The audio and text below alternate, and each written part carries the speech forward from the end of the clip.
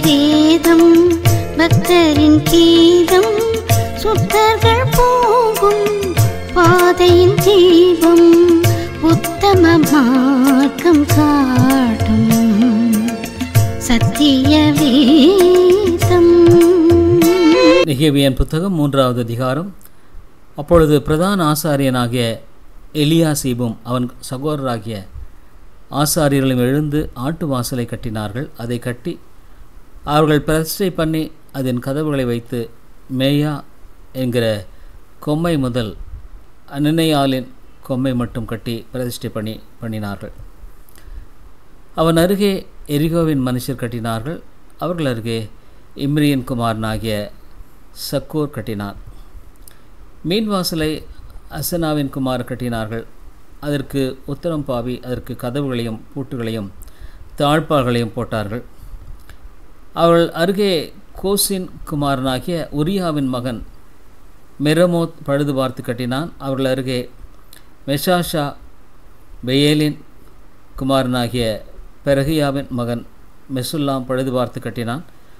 அவர்கள் அருகே பானாவின் குமாரனாகிய சாதோக் பழுது பார்த்து கட்டினான். அவர்கள் அருகே தெக்கோவா ஊரார் பழுது பார்த்து கட்டினார்கள். அவர்களுடைய பிரபுக்களோ தங்கள் ஆண்டவருடைய வேலைக்கு தங்கள் கழுத்தை கொடுக்கவில்லை. பழைய வாசலை பசையாகின் குமாரனாகிய யோய்தாவும் பசோதியாவின் குமாரனாகிய மெசுல்லாமும் பழுது பார்த்து கட்டினார்கள். அவர்கள் அதற்கு உத்தரம் பாவி அதற்கு கதவுகளையும் பூட்டுகளையும் தாழ்பால்களையும் போட்டார்கள். அவர்கள் அருகே கிபியோன் மிஸ்பா ஊர்களின் மனுஷரான மெலதியா எனும் கிபியோனியனும் யாதோன் எனும் மெரோநாத்தியனும் நதிக்கு இப்புறத்தில் இருக்கிற அதிபதியின் சமஸ்தானம் மட்டும் பழுது பார்த்து கட்டினார்கள். அவர்கள் அருகே தட்டால் ஒருவனாகிய அராயாவின் குமாரன் ஊசியேல் பழுது பார்த்து கட்டினான். அவன் அருகே தைலக்காரில் ஒருவன் குமாரனாகிய அனனியா பழுது பார்த்து கட்டினான். அது முதற்கொண்டு அகலமான மதில் மட்டும் எருசலேம் இடிக்காமல் விட்டிருந்தது. அவர்கள் அருகே எருசலேம் பட்டணத்தின் பாதிக்கு பிரபுவாகிய ஊரின் குமாரன் ரெப்பாயா பழுது பார்த்து கட்டினான். அவர்கள் அருகே அரமாப்பின் குமாரன் எதாயா தன் வீட்டுக்கு எதிரானதை பழுது பார்த்து கட்டினான். அவன் அருகே ஆசாப் நெயாவின் குமாரன் அத்தூஸ் பழுது பார்த்து கட்டினான். மற்ற பங்கையும் சூளைகளின் கொம்மையும் ஆரீமின் குமாரன் மல்கிஜாவும் பாகாத் மோவாபின் குமாரன் அசூவும் பழுது பார்த்து கட்டினார்கள். அவன் அருகே எருசலேம் பட்டணத்தின் மறு பாதிக்கு பிரபாகிய அலோகேசின் குமாரன் சல்லுமும் அவன் குமாரத்திகளும் பழுது பார்த்து கட்டினார்கள். பள்ளத்தாக்கின் வாசலை ஆனோனும் சானோவாகின் குடிகளும் பழுது பார்த்து கட்டினார்கள். அவர்கள் அதை கட்டி அதற்கு கதவுகளையும் பூட்டுகளையும் தாழ்பால்களையும் போட்டு குப்பை மேட்டு வாசல் மட்டாக அலங்கத்தில் 1000 முழம் கட்டினார்கள். குப்பை மேட்டு வாசலை பெத்கே ரேமின் மாகாணத்து பிரபுவாகிய ரெக்காவின் குமாரன் மல்கியா பழுது பார்த்து அதை கட்டி அதற்கு கதவுகளையும் பூட்டுகளையும் தாழ்பால்களையும் போட்டான். ஊராணி வாசலை மெஸ்பாவின் மாகாணத்து பிரபுவாகிய கொல்லோசேயின் குமாரன் சல்லோமும் பழுது பார்த்து அதை கட்டி மச்சு பாவி அதற்கு கதவுகளையும் பூட்டுகளையும் தாழ்பால்களையும் போட்டு ராஜாவின் சிங்கார தோட்டத்தண்டையில் இருக்கிற சீலோவாவின் குளத்து மதிலையும் தாவீதின் நகரத்திலிருந்து இறங்குகிற படிகள் மட்டாக இருக்கிறதையும் கட்டினான்.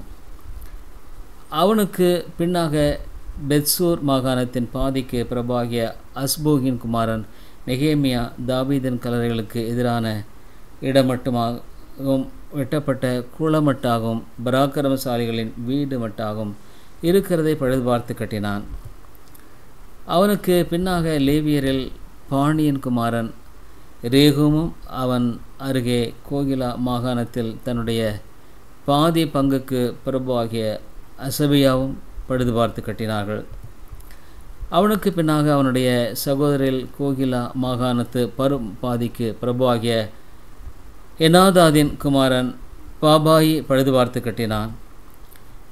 அவன் அருகே மிஸ்பாவின் பிரபுவாகிய யெசுவாவின் குமாரன் ஏசர் என்பவன் மதிலின் கோடியிலே ஆயுத சாலையின் படிகளுக்கு எதிரே இருக்கிற வேறொரு பங்கை பழுது பார்த்து கட்டினான். அவனுக்கு பின்னாக சாபாயின் குமாரன் பாரூக் அந்த கோடி துவக்கி பிரதான ஆசாரியனாகிய எலியாசீபின் வாசற்படி மட்டும் இருக்கிற பின்னொரு பங்கை வெகு ஜாக்கிரதையோடு பழுது பார்த்து கட்டினான்.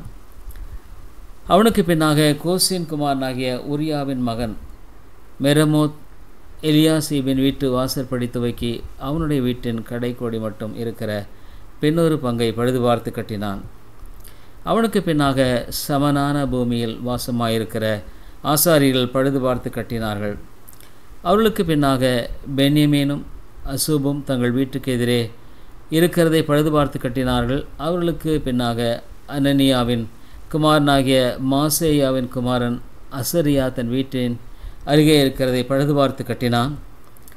அவனுக்கு பின்னாக எனாதாதின் குமாரன் பின்னூவி அசரியாவின் வீடு துவக்கி அலங்கத்து கோடி வளைவு வரைக்கும் இருக்கிற வேறொரு பங்கை பழுது பார்த்து கட்டினான். ஊசாயின் குமாரன் பாலால் வளைவுக்கு எதிரேயும் காவல் வீட்டின் முற்றத்துக்கடுத்த ராஜாவின் உயரமான அரண்மனைக்கு வெளிப்புறமாயிருக்கிற கொம்மைக்கு எதிரேயும் இருக்கிறதை கட்டினான். அவனுக்கு பின்னாக பாரோஷின் குமாரன் எதாயாவும் பெதாயாவும் ஓபிலிலே குடியிருக்கிற நிதனியமரை சேர்ந்த மனிதரும் கிழக்கே இருக்கிற தண்ணீர் வாசலுக்கு வெளிப்புறமான கொம்மைக்கு எதிரே இருக்கிற இடம் மட்டும் கட்டினார்கள். அவர்களுக்கு பின்னாக தெக்கோவா ஊரார் வெளிப்புறமான பெரிய கொம்மைக்கு எதிரே ஓபேலின் மதில் மட்டும் இருக்கிற பின்னொரு பங்கை பழுது பார்த்து கட்டினார்கள். குதிரை வாசல் முதற்கொண்டு ஆசாரியர்கள் அவரவர் தங்கள் வீடுகளுக்கு எதிரே இருக்கிறதை பழுது பார்த்து கட்டினார்கள். அவர்களுக்கு பின்னாக இம்மேரின் குமாரன் சாதோக் தன் வீட்டுக்கு எதிரே இருக்கிறதை பழுது பார்த்து கட்டினான். அவனுக்கு பின்னாக கிழக்கே வாசலை காக்கிற செக்கனியாவின் குமாரன் செமாயா பழுது பார்த்து கட்டினான். அவனுக்கு பின்னாக செல்மியாவின் குமாரன் அனனியாவும் சாலாபின் 6வது குமாரனாகிய ஆனூனும் வேறொரு பங்கை பழுது பார்த்து கட்டினார்கள். அவர்களுக்கு பின்னாக பெரகியாவின் குமாரன் மெசுல்லாம் தன் அறை வீட்டுக்கு எதிரே இருக்கிறதை பழுது பார்த்து கட்டினான். அவனுக்கு பின்னாக தட்டானின் குமாரன் மல்கியா மிப்காத் என்னும் வாசலுக்கு எதிரே நிதனியமிலும் மளிகைக்காரும் குடியிருக்கிற ஸ்தலம் முதல் கோடியின் மேல் வீடு மட்டாகவும் இருக்கிறதை பழுது பார்த்து கட்டினான். கோடியின் மேல் வீட்டுக்கும் ஆட்டு வாசலுக்கும் நடுவே இருக்கிறதை தட்டாரும் மளிகைக்காரரும் பழுது பார்த்து கட்டினார்கள். நெகேமியாவின் புத்தகம் 4வது அதிகாரம். நாங்கள் அலங்கத்தை கட்டுகிற செய்தியை சன்பல்லாத் கேட்டபோது அவன் கோபித்து எரிச்சலடைந்து யூதரை சக்கந்தம் பண்ணி, அந்த அற்பமான யூதர் செய்கிறது என்ன? அவர்களுக்கு இடம் கொடுக்கப்படுமோ? பலியிடுவார்களோ? ஒரு நாளிலே முடித்து போடுவார்களோ? சுட்டெரித்து போடுபட்டு மண்மேடுகளான கற்களுக்கு உயிர் கொடுப்பார்களோ என்று தன் சகோதரருக்கும் சமாரியாவின் சேனைக்கு முன்பாக சொன்னார். அப்பொழுது அம்மோனியனாகிய தொபியா அவன் பக்கத்தில் நின்று, அவர்கள் கட்டினாலும் என்ன, ஒரு நரி ஏறிப்போனால் அவர்களுடைய கல் மதில் இடிந்து போகும் என்றான்.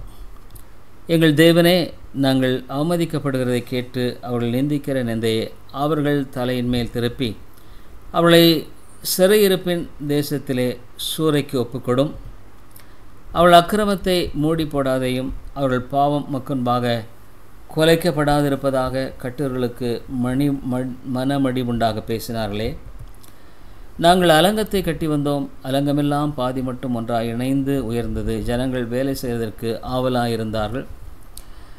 எருசலேமில் அலங்கத்தை கட்டுகிற வேலை வளர்ந்திருக்கிறது என்றும் இடிக்கப்பட்ட இடங்கள் அடைபட்டு வருகிறது என்றும் சன்பல்லாத்தும் தொபியாவும் அரபியரும் அமோனியரும் அஸ்தோத்தியரும் கேட்டபோது அவர்கள் மிகவும் எரிச்சலாகி எருசலேமின் மேல் யுத்தம் பண்ண எல்லாரும் ஏகமாய் வரவும் வேலையை தடுக்கும் கட்டுப்பாடு பண்ணினார்கள். ஆனாலும் நாங்கள் எங்கள் தேவனை நோக்கி ஜெபம் பண்ணி அவர்கள் நிமித்தம் இரவும் பகலும் ஜாமக்காரர்களை வைத்தோம். அப்பொழுது யூதா மனிதர் சுமைக்காரரின் பெலன் குறைந்து போகிறது, மண்மேடு மிச்சமாக இருக்கிறது, நாங்கள் அலங்கத்தை கட்டக்கூடாது என்றார்கள். எங்கள் சத்துருக்களோ வென்றால் நாங்கள் அவர்கள் நடுவே வந்து அவர்களை கொன்று போடும் மட்டும் அவர்கள் அதை அறியாமலும் பாராமலும் இருக்க வேண்டும், இவ்விதமாய் அந்த வேலையை ஓய பண்ணுவோம் என்றார்கள். அதை அவர்கள் அண்டையிலே குடியிருக்கிற யூதரும் பல இடங்களிலிருந்து எங்களிடத்துக்கு வந்து 10 விசை எங்களுக்கு சொன்னார்கள். அப்பொழுது நான் அலங்கத்துக்கு பின்னாக இருக்கிற பள்ளமான இடங்களிலும் மேடுகளிலும் பட்டயங்களையும் ஈட்டிகளையும் வில்லுகளையும் பிழைத்திருக்கிற ஜனங்களை குடும்பம் குடும்பமாக நிறுத்தினேன். அதை நான் பார்த்து எழும்பி பிரபுக்களையும் அதிகாரிகளையும் மற்ற ஜனங்களையும் நோக்கி, அவர்களுக்கு பயப்படாதிருங்கள், நீங்கள் மகத்துவமும் பயங்கரமான ஆண்டவரை நினைத்து உங்கள் சகோதரருக்காகவும் உங்கள் குமாரருக்காகவும் உங்கள் குமாரத்திகளுக்காகவும் உங்கள் மனைவிகளுக்காகவும் உங்கள் வீடுகளுக்காகவும் யுத்தம் பண்ணுங்கள் என்றேன். எங்களுக்கு செய்தி தெரிய வந்ததென்றும் தேவன் அவர்கள் ஆலோசனையை அபத்தமாக்கினார் என்றும் எங்கள் பையங்கர் கேட்டபோது, நாங்கள் எல்லாரும் அவரவர் தங்கள் வேலையை செய்ய அலங்கத்துக்கு திரும்பினோம். அன்று முதற்கொண்டு என் வேலைக்காரில் பாதி பேர் வேலை செய்தார்கள், பாதி பேர் ஈட்டிகளையும் பரிசுகளையும் வில்லுகளையும் கவசங்களையும் பிடித்து நின்றார்கள். அதிகாரிகள் யூதா வம்சத்தார் எல்லாரும் பின்னாக நின்றார்கள். அலங்கத்திலே கட்டப்படுவர்களும் சுமை சுமக்கர்களும் சுமை ஏற்றவர்களும் அவரவர் ஒரு கையினாலே வேலை செய்து மறு கையினாலே ஆயுதம் பிடித்திருந்தார்கள். கட்டுகிறவர்கள் அவரவர் தங்கள் பட்டயத்தை தங்கள் இடுப்பிலே கட்டிக்கொண்டவர்களாய் வேலை செய்தார்கள். எக்காலம் ஊறுகிறவன் என் அண்டையிலே நின்றான். நான் பிரபுக்களையும் அதிகாரிகளையும் மற்ற ஜனங்களையும் நோக்கி, வேலை பெரிதும் விஸ்தாரமாயிருக்கிறது, நாம் அலங்கத்தின் மேல் சிதறப்பட்டு ஒருவருக்கொருவர் தூரமாயிருக்கிறோம். நீங்கள் எவ்விடத்திலே எக்கால சத்தத்தை கேட்கிறீர்களோ அவ்விடத்திலே வந்து எங்களோடு கொடுங்கள், நம்முடைய தேவன் நமக்காக யுத்தம் பண்ணுவார் என்றேன். இப்படியே நாங்கள் வேலை செய்து கொண்டிருந்தோம். அவர்களிலே பாதி பேர் கிழக்கு விழுக்கும் நேரம் முதல் நட்சத்திரங்களை காணும் மட்டும் ஈட்டிகளை பிடித்திருந்தார்கள்.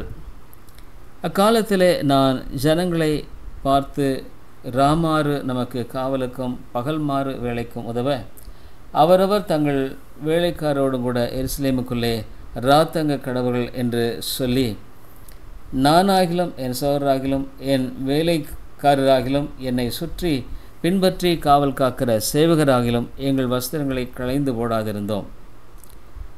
அவரவருக்கு ஆயுதமும் தண்ணீரும் இருந்தது. நெகேமியா புத்தகம் 5வது அதிகாரம். ஜனங்களுக்குள் அநேகரும் அவர்களுடைய ஸ்திரீகளும் யூதராகிய தங்கள் சகோதரர் மேல் முறையிடுகிற பெரிய கூக்குரல் உண்டாயிற்று. அது என்னவென்றால், அவர்களில் சிலர், நாங்கள் எங்கள் குமாரோடும் எங்கள் குமாரத்திகளோடும் அநேகரானபடியினால் சாப்பிட்டு பிழைக்கும்படிக்கு நாங்கள் தானியத்தை கடனாக வாங்கினோம் என்றார்கள். வேறு சிலர், எங்கள் நிலங்களையும் எங்கள் திராட்சை தோட்டங்களையும் எங்கள் வீடுகளையும் நாங்கள் அடமானமாக வைத்து இந்த பஞ்சத்திலே தானியம் வாங்கினோம் என்றார்கள். இன்னும் சிலர், ராஜாவுக்கு தீர்வை செலுத்த நாங்கள் எங்கள் நிலங்கள் மேலும் எங்கள் திராட்சை தோட்டங்கள் மேலும் பணத்தை கடனாக வாங்கினோம் என்றும், எங்கள் உடலும் எங்கள் சகோதரர் உடலும் சரி, எங்கள் பிள்ளைகளும் அவர்கள் பிள்ளைகளும் சரி, ஆனாலும் இதோ நாங்கள் எங்கள் குமாரையும் எங்கள் குமாரத்திகளையும் அடிமைத்தனத்திற்கு உட்படுத்த வேண்டியதாக இருக்கிறது. அப்படியே எங்கள் குமாரத்திகளில் சிலர் அடிமைப்பட்டும் இருக்கிறார்கள். அவர்களை மீட்க எங்களுக்கு நிர்வாகமில்லை. எங்கள் நிலங்களும் எங்கள் திராட்சை தோட்டங்களும் வேறே மனிதர் கைவசமாயிற்று என்றார்கள். அவர்கள் கூக்குரலையும் இந்த வார்த்தைகளையும் நான் கேட்டபோது மிகவும் கோபம் கொண்டு என் மனதிலே ஆலோசனை பண்ணி, பிற்பாடு பிரபுக்களையும் அதிகாரிகளையும் கடிந்து கொண்டு, நீங்கள் அவரவர் தங்கள் சகோதரர் மேல் ஏன் வட்டி சுமத்துகள் என்று சொல்லி அவளுக்கு விரோதமாக ஒரு பெரிய சபை கூடிவரச் செய்து, அவளை நோக்கி, பிரஜாதியாருக்கு விற்கப்பட்ட யூதராகிய எங்கள் சகோதரரை நாங்கள் எங்கள் சக்திக்குள்ளத்தக்கதாய் மீட்டிருக்கையில் நீங்கள் திரும்ப உங்கள் சகோதரை விற்கலாமா? இவர்கள் நமக்கு விலைப்பட்டு போகலாமா என்றேன். அப்பொழுது அவர்கள் மறு உத்தரவு சொல்ல இடமில்லாமல் மௌனமாக இருந்தார்கள். பிறகு பின்னும் நான் அவர்களை நோக்கி, நீங்கள் செய்கிற காரியம் நல்லதல்ல. நம்முடைய பயங்கராகிய பிரஜாதியார் நிந்திக்கிறது நிமித்தம் நீங்கள் நம்முடைய தேவனுக்கு பயந்து நடக்க வேண்டாமா? நானும் என் சகோதரரும் என் வேலைக்காரும் இவ்விதமாகவா அவர்களுக்கு பணமும் தானியமும் கடன் கொடுத்திருக்கிறோம். இந்த வட்டியை விட்டு விடுவோமாக. நீங்கள் இன்றைக்கு அவர்கள் நிலங்களையும் அவர்கள் திராட்சை தோட்டங்களையும் அவர்கள் ஒலிவத் தோப்புகளையும் அவர்கள் வீடுகளையும் நீங்கள் பணத்திலும் தானியத்திலும் திராட்சை ரசத்திலும் எண்ணெயிலும் 101 விதமாக அவர்களிடத்தில் தாண்டி வருகிற வட்டியும் அவர்களுக்கு திரும்ப கொடுத்து விடுங்கள் என்றேன். அதற்கு அவர்கள், நாங்கள் அதை திரும்ப கொடுத்து விட்டு இனி அப்படி அவர்களிடத்தில் கேட்க மாட்டோம், நீர் சொல்லுகிறபடியே செய்வோம் என்றார்கள். அப்பொழுது நான் ஆசாரிகளை அழைத்து அவர்கள் இந்த வார்த்தையின்படியே செய்ய அவர்களை ஆணையிடுவித்து கொண்டேன். நான் என் வஸ்திரத்தை உதறி போட்டு, இப்படி இந்த வார்த்தையை நிறைவேற்றாத எந்த மனிதனையும் அவன் வீட்டிலும் அவன் சம்பாதியத்திலும் இருந்து தேவன் உதறி போட கடவர். இந்த பிரகாரமாக அவன் உதறி போடப்பட்டு வெறுமையாய் போவானாக என்றேன்.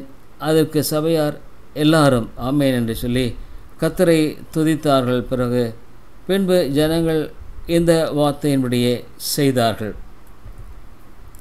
நான் யூதா தேசத்திலே அதிபதியாக இருக்கும்படி ராஜாவாகிய அர்த்தசஷ்டா எனக்கு கற்பித்த நாளாகிய அவருடைய 20ஆம் வருஷம் தொடங்கி அவருடைய 32ஆம் வருஷம் வரைக்கும் இருந்த 12 வருஷ காலமாய் நானும் என் மனைவி சகோதரரும் அதிபதிகள் வாங்குகிற படியை வாங்கி சாப்பிடவில்லை. எனக்கு முன்னிருந்த அதிபதிகள் ஜனங்களுக்கு பாரமாக இருந்து அவர்கள் கையிலே அப்பமும் திராட்சரசம் வாங்கினதும் அல்லாமல் 40 சேக்கல் வெள்ளியும் வாங்கி வந்தார்கள். அவர்கள் வேலைக்காரர் முதலாய் ஜனங்கள் முதல் அதிகாரம் எழுத்தினார்கள். நானோ தேவனுக்கு பயந்ததினால் இப்படி செய்யவில்லை. ஒரு வயலையாவது நாங்கள் கொல்லவில்லை. அந்த அலங்கத்தின் வேளையிலே முயன்று நின்றேன். என் வேலைக்காரர் அனைவரும் கூட்டமாய் அந்த வேலைக்கு கூடி வந்தார்கள். யூதரும் மூப்பருமான 150 பேரும் எங்களை சுற்றிலும் இருக்கிற பிரஜாதிகளிடத்திலிருந்து எங்களிடத்திற்கு வந்தவர்களும் என் பந்தியில் சாப்பிட்டார்கள். நாளொன்றுக்கு ஒரு காளையும் முதல் தரமான 6 ஆடும் சமைக்கப்பட்டது. பட்சிகளும் சமைக்கப்பட்டது. 10 நாளைக்கு ஒரு தரம் நானாவித திராட்சை ரசமும் செலவழிந்தது. இப்படியெல்லாம் இருந்தபோதும் இந்த ஜனங்கள் பட்ட பாடு கடினமாக இருந்தபடியால் அதிபதிகள் வாங்குகிற படியை நான் வாங்கவில்லை.